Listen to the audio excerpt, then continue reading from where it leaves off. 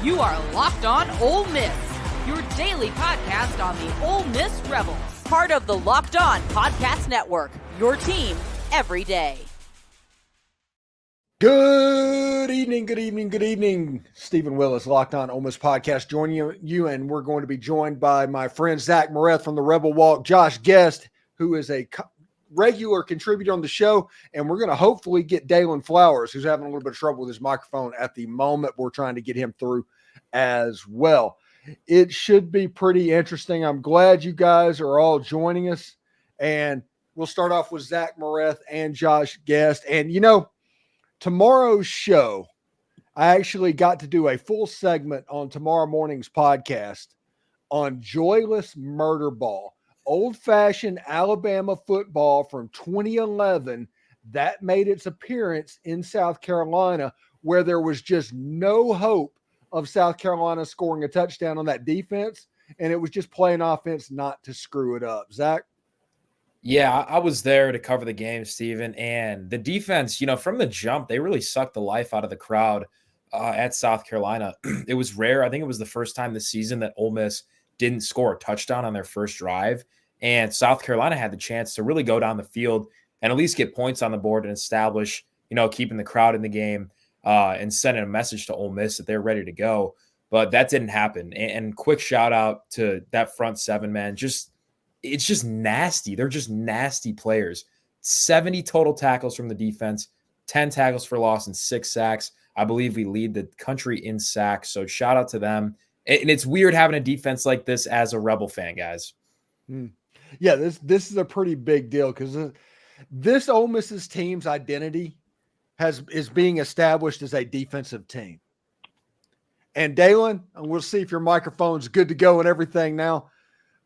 It'll be interesting to see if Lane Kiffin kind of alters the way he calls a game. Now, I'm not saying he's going to call it conservative or not aggressive, but is he going to call with the defense in mind? I hope I'm sounding good. I hope everything is good. Okay, already. You know, I think Lane has come to the point now that after last season, I think he fully enlisted his trust into Pete Golding, and he allowed Pete this offseason to make whatever moves he wanted to do in terms of the staff and his group and attack the players he wanted to specifically attack. I think Lane has specifically sought out Pete a couple years ago and has completely allowed Pete to do whatever he wants. And I think that type of relationship that those two now have, I think Lane is going to be working a lot more in terms of allowing the defense to do what they can. Now, here's the thing with relying on that, we've never really seen that consistently in the Lane Kiffin tenure here at Ole Miss. So it's definitely going to be something I think as us for fans and even as the players they watch on to kind of get used to get comfortable with, because we're used to, you know, running the scoreboard up, you know, effectively being the offensive team. And that's something that we still can and will be. But the defense has now shown that, you know, everyone talked about in the offseason, what separated us last year from those 2 losses to Georgia, Alabama. And, you know, everyone's talking about it's the trenches. It's the line of scrimmage. We see that now. We see the depth now. You know, and even the guys that we have, I'm still excited to see some of the freshmen that we have now that we may see throughout the season as well. So we have that ability to do a lot of different things now. And it's just really exciting, man, because, you know, I talked to you about this so much this all summer, man. Watching Chris Poopall Jr. out there with Sontarian Perkins, it's so fun for me, man. It really is. Like, just and TJ Daugherty coming in at the end of the last season and how comfortable he looks in the defense with the linebacking group as well. Just to see those 3 out there literally on the line, dropping back into coverage, you know, picking up a receiver when they need to, stopping the run. Those guys right behind that defensive front that we have, I just feel so comfortable against any offense in the country right now with those guys on my defense. You know, and Zach Arnett deserves a ton of credit because Absolutely. He comes in, he is a linebacker whisperer. He got to Ole Miss as an analyst, as a linebacker whisperer. And now all of a sudden you look at tackles and the leading tackler is TJ Daugherty. The second tackler is Chris Poopall. And then there's Sontarian Perkins on that list as well. He is an expert at scheming up to where the linebackers become the dominant players on the defense. And Josh, if you want to talk about joyless murder ball, you can't really have that without the linebackers being a dominant fixture. Yeah, Stephen, and I want to just say I gave the coaches a hard time last week with the game plan. I thought that it was very telling in one of the press conferences where the players talked about the defensive coaches, the special teams coaches had them ready for that fake. Everybody wants to talk about Beamer's decision to go for that. I don't think the decision was bad. Ole Miss was just ready for it, and they stopped it. And that was a really, really great play. So props to the coaches there, the players. They were coached up and they were ready. And that was a big, big play in the game, big time play. And, and then, but just talking about those linebackers, I was sitting here thinking when y'all were talking that watching Pooh when he decides to go at the quarterback or into the back, so violent. Yeah, oh my goodness! It's like a shot out of a cannon. And of course, I posted last night on your instant reaction. Son Taron Perkins is a beast. I love it when he's in the game. The kid does nothing but make plays, play after play after play after play when he's in the game. And so I get so excited. The whole group. I mean, Daughtery too, but Pooh Paul is his quickness and Daughtery's command of everything is really, really nice. You talked about being able to hear and how sometimes he would not listen on purpose so he could stay in touch with the signals and know those things. So sounds like he's doing things the right way and in a good way. And man, that's a fun trio. I mean, and Kyrie Coleman was in on that play on the stuff in the good part on fourth down on the fake punt. So, I mean, man, we got some dudes. We got some just flat out dudes. Yeah, that was a master class by Shane Beamer of taking a stadium that was going to be a cauldron because of Juice Wells and completely sucking the life out of them by having a completely dumb fake punt. That is what that was, Zach, right? No, and you could feel it. Like, even though it was early in the game, the energy completely shifted. It was unbelievable. Yeah, in football, there's nothing more momentum changing and nothing that you can do to harm what your team is trying to do than a missed fourth down conversions. I get analytics and I get all of that stuff, but we saw it twice in the South Carolina game. And it wasn't game necessarily turning, but after the fake punt and Ole Miss stopped that, it was touchdown. It was 14-0 and the game was essentially over. But Ole Miss decided to, on a short yardage on their minus part of the field, go for it. They did not get it. South Carolina used that momentum to end up kicking a field goal and getting their only points of the day. I understand analytics. I understand football. I understand the why. I just don't know that they should. And I think I talked about this on tomorrow's podcast. That 4th and 1, a little bit of a light bulb went off on Kiffin's head. And like I said, I'm not talking about him turning into a conservative coach. That's never going to happen with Lane Kiffin. But what I'm talking about is him, hey, you know what? If I'm at my own 45-yard line on 4th and 2, let me punt the ball down to their 5-yard line and just watch them try and get it. And then they play the field position game. And at the end of the day, you have the talent to stop them because South Carolina, we could have played that game for 8 quarters and South Carolina was not going to score. No, and Steven, again, I think it's a different type of thinking for Lane because he's never really had this type of defense where, again, on that 4th down play where they go for it in the middle of the field, I'm with you guys. In my mind, it's let's punt, get them on their, the 5 or 10 yard line, let these boys go to work, then they kick it back to us. We're in the middle of the field, new set of downs, right? And we saw that a little bit. There was that confusing set of plays where Ole Miss was in the red zone and they were going to go for it. Then field goal, and they ended up thought better of it. Yeah, exactly. So I think we're starting to see that, but I wouldn't be surprised, especially in a game like LSU where tensions are high. You don't want to make a crucial mistake. I wouldn't be surprised if Lane, gets a little more conservative. Again, I don't know if that's the right word because you can rely so much on that defense, and I think they're going to continue to show up, and even in Baton Rouge next week. Yeah, it's not conservative. Do not think a punt is conservative. That's not what it is. It's about coaching to the strength of your team, which the strength of this Ole Miss team might be the defense and definitely the front 7. It absolutely is the front 7.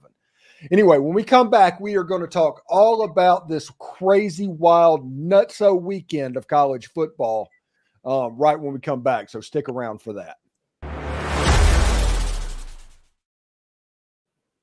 All right, everyone. I do want to let you know I did not bring this up because I am bad at it. So we will talk about this now. I want to tell you about LinkedIn.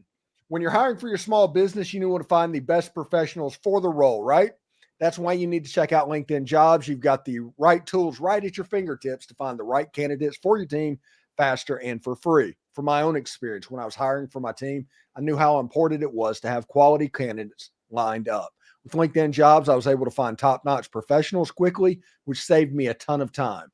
Their platform makes it so easy to sift through and find the perfect fit, which sets them apart from other job boards. LinkedIn connects you with professionals that you just can't simply find anywhere else. Many of them might actually not be actively job hunting, but they're open to the right opportunity if it comes along. In fact, over 70% of LinkedIn users don't even visit other leading job sites. So if you're not searching on LinkedIn, you're probably missing out. Plus, 86% of small businesses do get a qualified candidate for their job within 24 hours. Ready to make the right hire? Post your job for free at linkedin.com/lockedoncollege. That's linkedin.com/lockedoncollege to post your job for free. Terms and conditions apply. Hire professionals like a professional with LinkedIn Jobs. A new partner of the Locked On Ole Miss podcast is College Corner, your one-stop shop for all things Ole Miss. Game day is just around the corner, and this week their fans will be rocking red against LSU. So head on over to College Corner in Oxford, Flowood, or Ridgeland to pick up your perfect game day gear.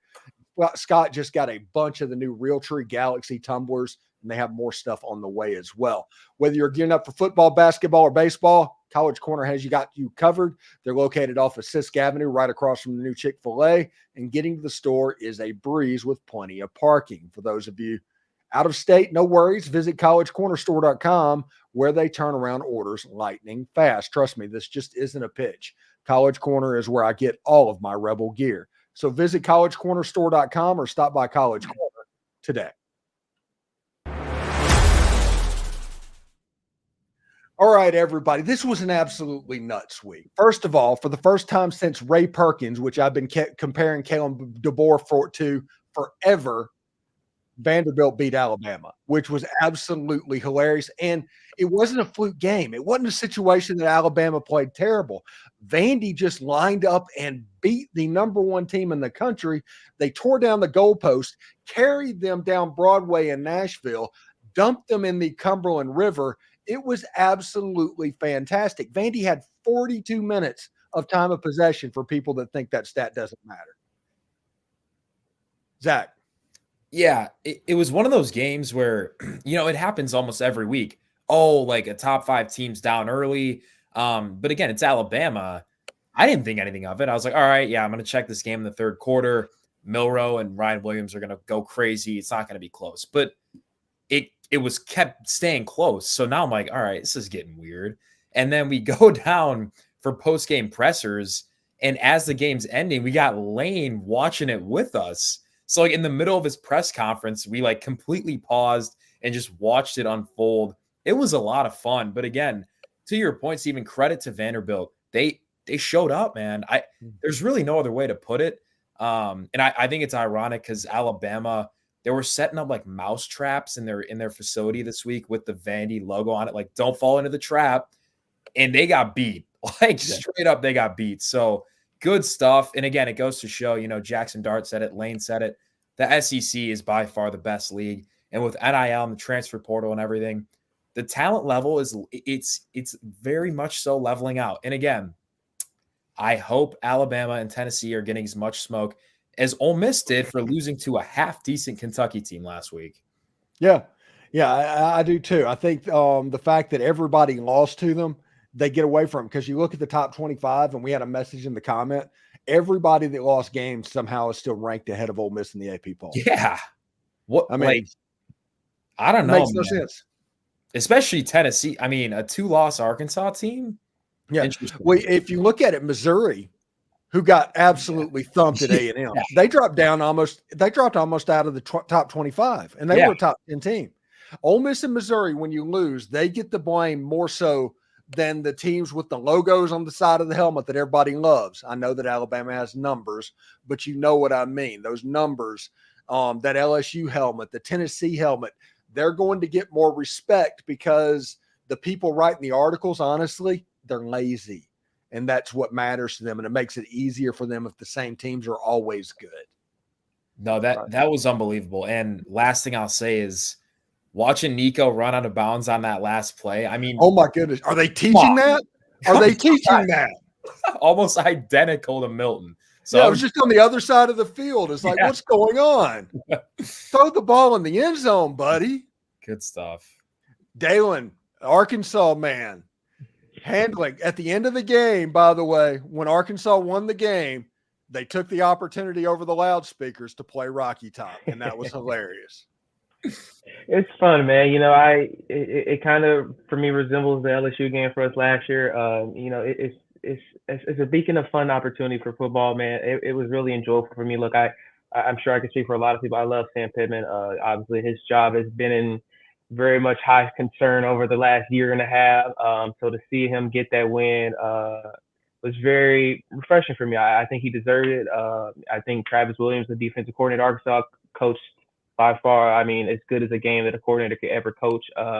And probably got himself a Power 5 job off of that game. I wouldn't be surprised if he's gone next year for a head coaching job. I think that game, I mean, look, Arkansas's defense so far this season has been nationally ranked. They've looked good on every bit of the defensive line. The secondaries look well. He's transformed that defense tremendously. And, you know, like yesterday, Tennessee's been putting up numbers on offense. And so yesterday for Arkansas to basically shut down the entirety of the Tennessee offense. The first half didn't put up a single point. Second half came out, got some points, but then, you know, Travis adjusted and Arkansas shut it down. Arkansas looks really good. And, you know, being on both sides of the spectrum from Ole Miss and Arkansas, we got to bring that up at some point. You know, that's going to be that trap game that it always is, Arkansas, Ole Miss. So, you know, folks, keep watching the Hogs, keep watching what they're doing because, you know, I don't want to get too far ahead, but that game is always a funky game for us. So it's going to be a fun one. But, man, it was really refreshing because for Arkansas as well, you know, losing to Oklahoma State, a game we, you know, can say we shouldn't have lost into A&M the week before, a game that could have went either way. It's just refreshing to get that one finally after so many close losses. But it's definitely going to be a fun one between the Hogs and the Reds later on this season.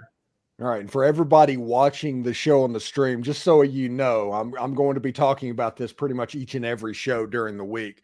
I've got a major hurricane that's supposed to go over my head on Wednesday, which I'm not expected it to be flooding or anything like that. I don't have to deal with that. But what I am going to be worried about is power outages. If I have power outages, obviously I can't do my show. So for the next 2 days, on Monday, I'm going to do Tuesday and Wednesday show. On Tuesday, I'm going to do Thursday and Friday show.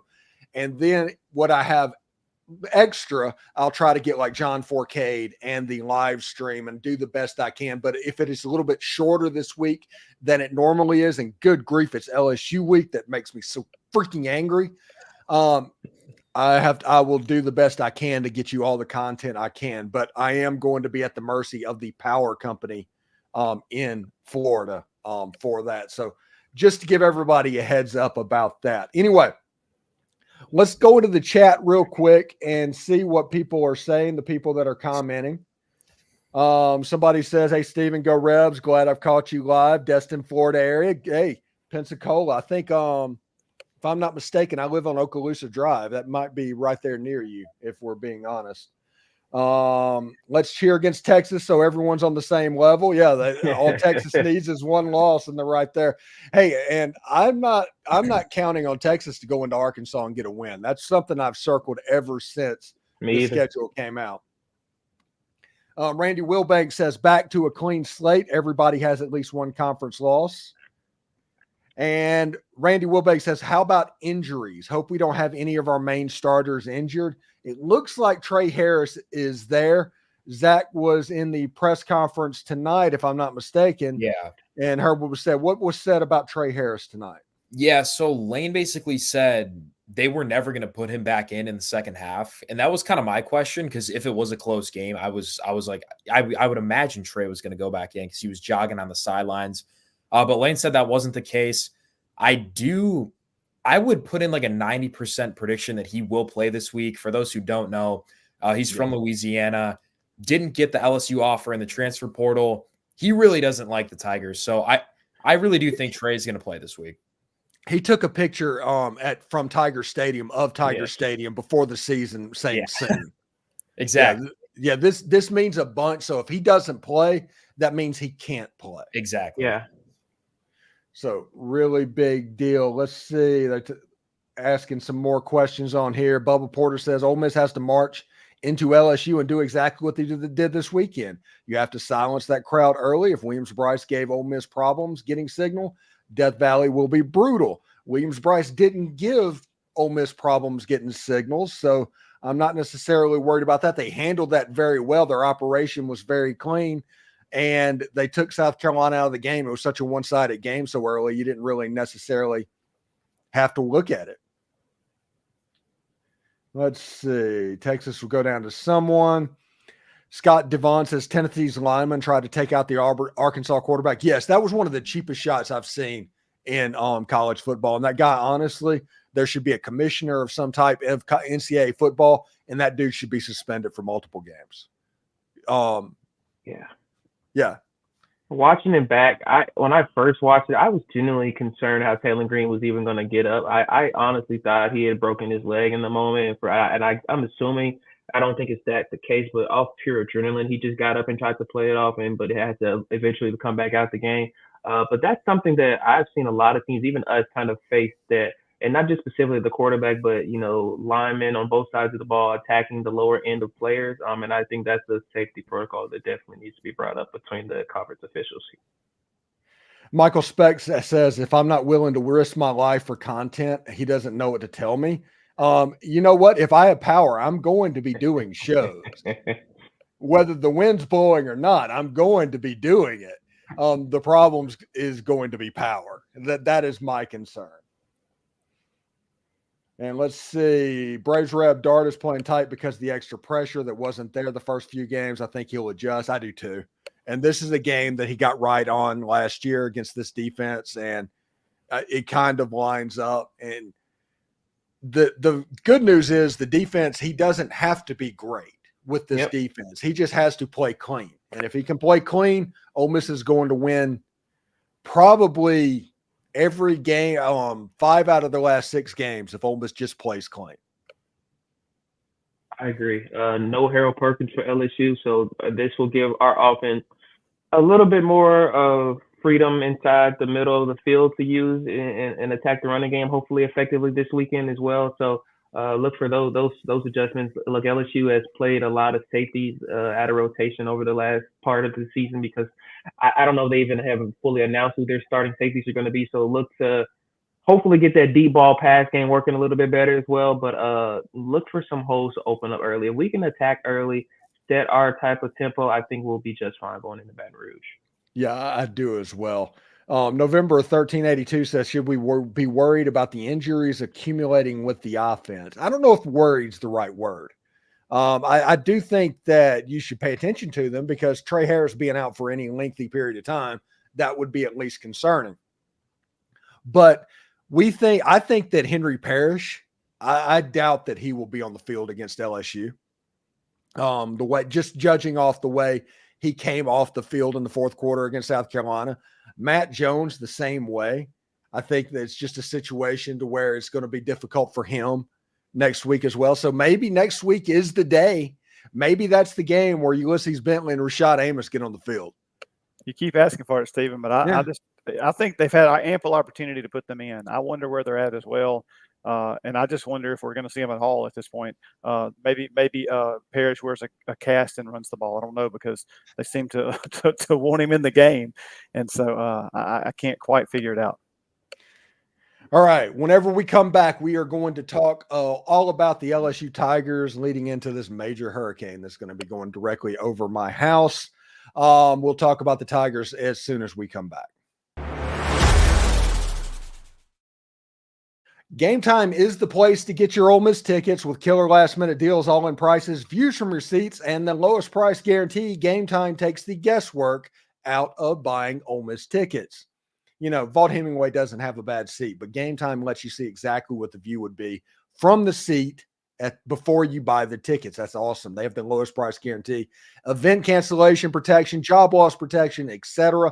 All of those customer service bells and whistles that you're looking for. You can take the guesswork out of buying Ole Miss tickets with Game Time. And with this being the most anticipated season in Ole Miss history, I might even be able to help you out with tickets. Download the Game Time app, create an account, and use code LOCKEDONCollege for $20 off your first purchase. Terms apply. Again, create an account and redeem code LOCKEDONCOLLEGE for $20 off. Download Game Time today. Last minute tickets, lowest price guaranteed. All right, gentlemen, we got the Magnolia Bowl, Ole Miss versus LSU. Now, for people that are looking for it, this is the game on the schedule I most want Ole Miss to win annually. The Egg Bowl is the game on the schedule I most don't want to lose annually. But the game that I most want to win is this game. It excites me. It's going to be really fun for the Ole Miss team if they can get going. If Ole Miss wins, they will have won 3 out of 4 against their bitter rivals. If they win the game, they will be right back where the expectations said they would be at the beginning of the season whenever you started doing the W's and L's. You have a chance after 7 games going into the bye week with a chance to regroup and getting ready for Oklahoma. Dalen, what do you think? How do you think this game is going to go? I think it's going to start out with us going crazy on that first drive of offense. I think we're going to try to attack, get points on the board early. But I expect this to be a little bit of a chippy game. I think LSU and Brian Kelly still have vengeance of what happened last year, and how you can honestly say that vocally could change that loss against us last year, changed the interrupts of their season. And I think it's going to be a chippy game. I think, we've kind of talked about it. How can we not beat ourselves up this weekend? Given that we can't go into Baton Rouge, let this crowd get into it, let this crowd get momentum, and stop ourselves from being as great as we can be. And that's on both sides of the ball. The defense played tremendous this weekend against South Carolina. And we saw a cleaner version of the penalties, and that helped out a lot on every aspect of it. Can we do that against a LSU team that I honestly believe is better on offense than people are giving them credit for? They're dealing with a couple of injuries as well, so we'll see who steps up for them in terms of injuries on offense. So we'll see in that aspect. But it's got to be a clean game on both sides of the ball.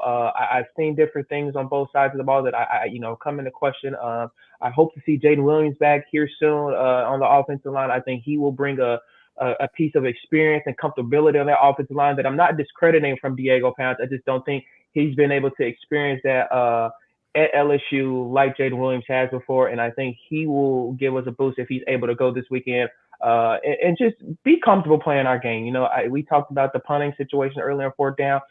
That goes to my point, don't beat ourselves up. If we can get the ability to put LSU in bad field position, and, they have to go to the field to score touchdowns, they do, I'm fine with that. Make them work for what they have to do. But the goal this weekend for me is don't allow ourselves to beat ourselves up. It can't happen, because if it does, we're going to lose this football game, and I think LSU will take every opportunity that's ample to them and run with it if they can. So it's all about how we can win our own football game, and not really how LSU can beat us in this weekend. Yeah, the matchup of the game that I'm picturing is Ole Miss on the defensive line going against LSU's offensive line. Yes, that game. If Ole Miss, who leads the nation in sacks, has their way against an LSU offense that doesn't give up sacks, I think you're going to be in a lot of good shape. You need to affect Doug Nussmeier, or Garrett Nussmeier. Sorry. Garrett. Doug's his dad, I think. Yeah. You need to affect him. And if you can do that, you're going to have success. And when the quarterback gets pressured, he'll throw you the ball, just like Lenore Sellers did to Trey Amos over the weekend. What do you think, Josh? Steven, I'm thinking the same thing. I do think that because Nussmeier's like 30 years old, he'll make a few more throws than Sellers, the freshman, did. He's got like 12 more years experience. So I think that LSU can probably put some points on the board. I don't know if they can put 27 on the board, but I think they can put more than 3 on the board, just because I think that their offensive line will protect him enough, and he will make enough throws that they might can score a couple times. But on the other side of it, I don't think their defense is anywhere comparable to South Carolina's or Kentucky's. I think Kentucky's got the real deal on defense. We've seen that against Georgia and us. People can say whatever they want to and disrespect us and put us below everybody else that lost. But that's the real deal defense Kentucky has. So I think we'll be able to put some points up. I want to see Dart not miss some of those deeper passes. Mm-hmm. I mean, I know we need to establish a run, but I'm concerned that they're going to try to put these guys out there that aren't 100% healthy. I just can't say that enough, Steven. I know you keep calling for Bentley in the game and Amos and even Dominic Thomas, but I mean, they didn't even get a single snap, right? And both guys were nicked up. So, I mean, I don't understand it. So, but I do think we can go in there and win, but we do have to play clean. We need to play clean on defense with those penalties. And I think it gives ourselves a chance if we do that. And on the kicking, the punting thing, it's strategy. I was actually texting people during the game who were texting me, "Why aren't we going for it? We always go for it." Because you kick it deep. They've already shown, the defense has already shown they can't drive the length of the field on them. Make them do that. The worst thing you can do is give them the ball right there at midfield or in your own territory. That's the worst thing you can do. So punt it away and play defense. It is called joyless murder ball for a reason. It just completely constricts you, makes the field get shorter and shorter for that offense, and eventually the dam breaks, and the next thing you know, you're down 14-0. It feels like you're down 31-0, and there's nothing you can do. It's that boa constrictor of what Kirby Smart was with Alabama back in the day, and that's just what they did. And Ole Miss did that exact thing against South Carolina. Now, before we get out of here, Zach, I do want to ask you one question. How do you reconcile the fact that South Carolina offense that you saw Saturday put 33 points on LSU? It puts no limit on what I think Ole Miss is capable of doing this weekend. And that's why, for me, this is the perfect matchup. You're going to get a true test against a really good offensive line, against Kyron Lacey, who's going to be an NFL player, against a really good tight end in Mason Taylor. So the defense is getting a much better test than they have against even Kentucky. I know they beat us, but especially South Carolina. And then offensively, I think it's kind of a second for Jackson Dart to regroup and get his footing, just adding off of what Josh said. It sounds bad, but this is probably, it's probably the worst defense, SEC defense that Dart's faced yet. That's not a shot at LSU. South Carolina and Kentucky have really good defenses. So go in there, make a couple deep balls. And again, let's try and take the crowd out of it. Death Valley and Tiger Stadium, they'll be celebrating the 100th anniversary of their stadium. So it's going to be packed out. It's going to be loud.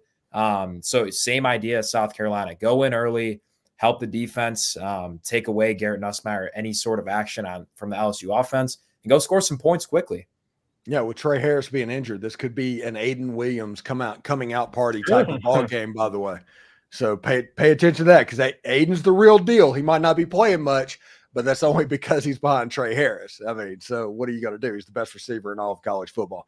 Anyway, guys, thank you for coming on the show tonight. I look forward to talking to you next week if Winter Haven, Florida is still on the map and I have power next Sunday. Who knows? So take care. Thank you very much, and we'll talk to you later, guys. Be safe, Steven. Thank you. Stay safe, my guy.